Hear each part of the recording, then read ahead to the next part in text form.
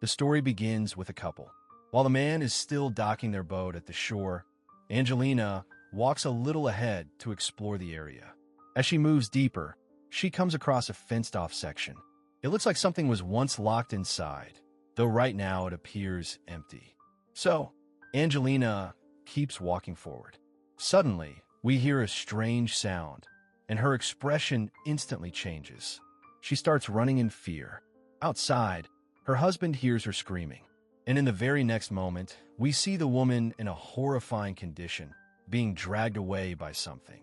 What exactly happened to this couple is never revealed. The story then jumps ahead 5 years.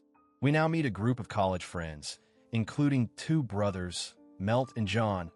Along with them are 3 other friends, including 2 girls. Melt's uncle once had a cottage in this area, which had been granted by the government years ago. But after his sudden death, no one ever came here again. Today, they've all arrived because Melt wants to shoot content for his YouTube channel, while the others just want to relax and enjoy some peace.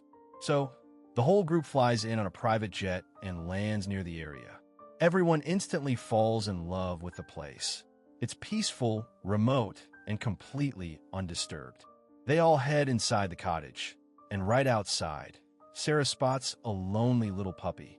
Feeling sorry for it, she picks it up and feeds it. The cottage itself surprises them. It has everything they need, as if someone had been living there all along. After spending a quiet first night, the next day they all head out to the lake for a swim. Meanwhile, the guys collect firewood nearby, planning to have a bonfire that night. Inside the kitchen, we see Nato grabbing something when the puppy quietly follows him in. He turns around and tells it, "I don't like dogs," and right then, the puppy growls at him, as if it completely understood what he said. Nato finds that really weird but shrugs it off and walks out. The puppy also leaves the house soon after. Sarah starts getting anxious when she doesn't see it around. Noticing her concern, John offers to help look. The 2 of them search outside, but find nothing.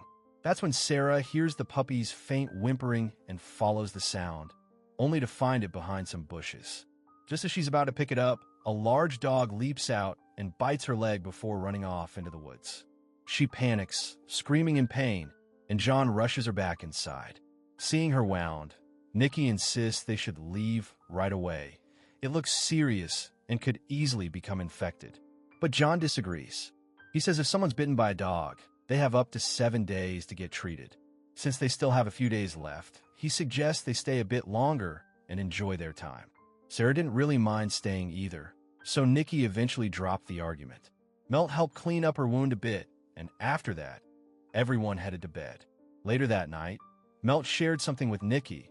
He told her that back when they were kids, they used to visit this very place with their uncle. Back then, there used to be a dog training camp here, filled with army dogs, highly trained, incredibly loyal animals.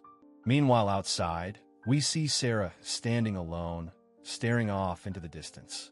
That's when John walks up to her and asks what she's doing out here.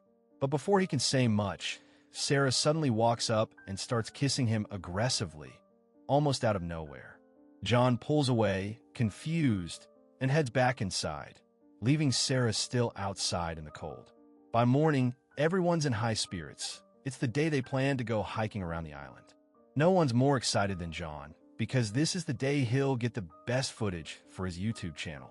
They all rush through breakfast to get ready. Strangely, Sarah seems unusually hungry this morning, almost like she's starving. She even finishes off Nato's breakfast along with her own. The group laughs it off, and Sarah doesn't seem to care. Afterward, the guys decide to head out hunting while the girls stay behind. But as the guys venture deeper into the woods, they quickly realize something strange. There's no sign of wildlife. No rabbits. No squirrels. Nothing. It's eerily quiet. Still, they keep searching. At one point, Nato starts taking some pictures. But suddenly, he freezes. He sees something. A group of dogs, vicious looking, surrounding him from all directions. Panic flashes across his face. Seeing that horrifying sight, Nato immediately ran back to his friends. He was shaken and told them that something wasn't right about this place. He said the island was swarming with dogs, and they needed to get out now. But the others just laughed it off, thinking he was exaggerating. That's when, out of nowhere, a blood-covered man suddenly stumbled out in front of them. All three froze in terror. It was Angelina's husband, but before they could say or do anything, a group of wild dogs leaped on him and dragged him off to the corner. The gruesome sight terrified them all. This island wasn't just isolated, it was a trap. They had to warn the girls, fast. But before they could even reach them, the dogs already had. The guys yelled out to the girls, screaming, "Run! Get to the cottage now!" At first, the girls thought it was a joke. But the second they saw the feral dogs charging toward them, they panicked and started running. In the chaos, one of the dogs managed to grab Nikki's leg. John quickly drew his bow and fired. But in the rush, the arrow missed and landed straight into Nikki's leg. She cried out in pain, writhing on the ground, while the dog finally backed off and ran. Everyone rushed her back inside and tried to treat her wound. But now, a thick silence hung in the room. Fear had taken over. No one spoke much, except Nato. He was visibly the most scared. He'd never trusted this place, and now it was proving him right. Just as he was about to say more, a loud crash shattered the silence. One of the dogs had broken through the cottage window and leapt straight at him, but when the dog looked at Sarah, it suddenly stopped. As if, for a brief moment, it recognized her, like it wanted to say something. But taking the chance, they struck first and killed it. Now the group had made up their minds. No matter what, they had to escape this place. Everyone started packing their things. But that last dog was still outside, circling, so they had to wait a little longer. After some time, Nato peeked through the window and gasped. He shouted that the dogs had chewed through their rope, and now the plane was drifting away from the shore. They had no time to waste. They had to act fast. So they all gathered their courage and stepped outside. Once they reached the shoreline, John jumped into the water to swim toward the plane, hoping he could bring it back. But just then, they noticed something terrifying. 2 dogs were already on the plane. And now, seeing John, they leapt straight into the water, swimming rapidly toward him. Everyone on shore screamed, urging him, "John, get out of the water. Hurry." Hearing that, John turned and began swimming back as fast as he could. One of the dogs got close, but John managed to smash it with a basketball, sinking it below the water. But it was clear this wasn't safe. They all rushed back to the cottage, their only shelter for now. Still, they couldn't stay there forever. They needed a plan. That's when Mel told everyone, "I saw my uncle's car in the garage. If we can make it there, maybe we can drive to the compound and call for help."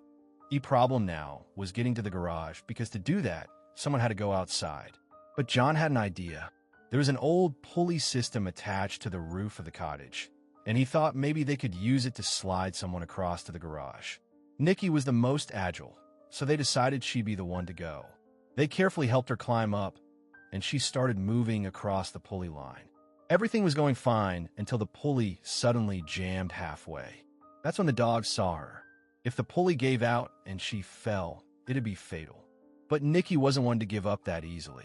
She braced herself and, inch by inch, managed to reach the garage safely. But just as she landed, the dogs arrived and surrounded the entire garage. Still, Nikki pressed on and somehow made it to the car.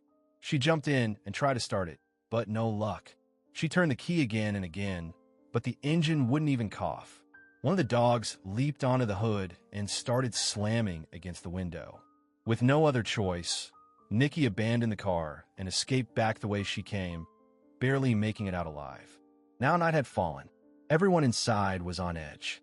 The plane they came on was long gone, and now the car wasn't working either. They had no way out. Then, just when it couldn't get worse, the power in the cottage went out. To fix it, Nato volunteered to go down into the basement. But it turned out the dogs had finally found a way into the house. Nato was their first victim. When the others went looking for him, all they found was his torn, lifeless body. Suddenly, one of the dogs lunged at Melt. It almost had him, but Sarah rushed in just in time and saved him. Shaken and terrified, the remaining friends ran to the top floor of the cottage, the only place left where they might be safe, at least for now. Meanwhile, while hiding upstairs, they stumble upon some old documents tucked away in a drawer.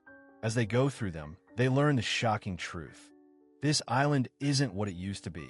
It turns out that the dogs trained here years ago were exposed to a rare infection, one that turned them violent, carnivorous, and completely uncontrollable. That night, they can barely sleep. But come morning, they decide they have no choice. They have to try reaching the garage again. This time, the two brothers, Melt and John, work together. With renewed teamwork, Melt gives the car a strong push to get it out of the garage while John quickly jumps in to try starting it. But just then, the dogs show up again, fast and angry. They immediately target Melt, forcing him to climb on top of the car just to avoid being ripped apart. And as luck would have it, the car stalls again. That's when John makes a split-second decision. He steers the car straight toward the edge of a ravine. Either the car starts, or they both go over with it. At the last moment, just feet from the edge, the engine roars to life. John slams the car into reverse and speeds back toward the cottage. The dogs, startled by the loud engine, scatter in fear. And just like that, they realize something crucial. These dogs may be killers, but they fear loud sounds. That's their weakness. Both the boys rushed back to the cottage and shouted that they needed to leave right now. But Nikki tells them that Sarah is still upstairs, and there's a dog with her. Just then, we see Sarah. She jumps out of the upper window with the dog, and the fall kills her instantly. Seeing her die like that completely shatters John. But they don't have time to grieve. They still need to reach the compound quickly. So, they all jump in the car and race toward the fenced-off area, hoping they could use the radio there to call for help. But once inside, they discover a darker secret. This place wasn't just for training dogs. These dogs were being illegally genetically enhanced. And the experiments? They failed. Meanwhile, they realize a wire from the antenna has come loose. If they can reconnect it, the radio might work again. So John steps outside and climbs up the antenna. From the top, he also spots a boat. But as soon as he connects the wire, he gets a strong electric shock that sends him crashing down to the ground. Suddenly, the dogs surround him and attack. Melt rushes out and saves his brother, but the number of dogs is overwhelming. There's nothing he can do, and Nikki is watching everything from inside. Because of the short circuit, a fire breaks out in the compound. Nikki takes advantage of the chaos, opens a gas cylinder, and escapes through the back door. A massive explosion follows, and the noise sends the dogs scattering in fear, but only for a short while before they start returning. Outside, both brothers lie on the ground, thinking this might be the end for them, especially since they believe Nikki was killed in the blast too. But just then, she appears, driving the car toward them. She picks them up and heads toward the lake. There, they find a boat and hop in, finally escaping with their lives. Later, Melt goes below deck to rest. But right then, we see one last dog hiding nearby, and it leaps on him to attack. And with that, the story comes to an end.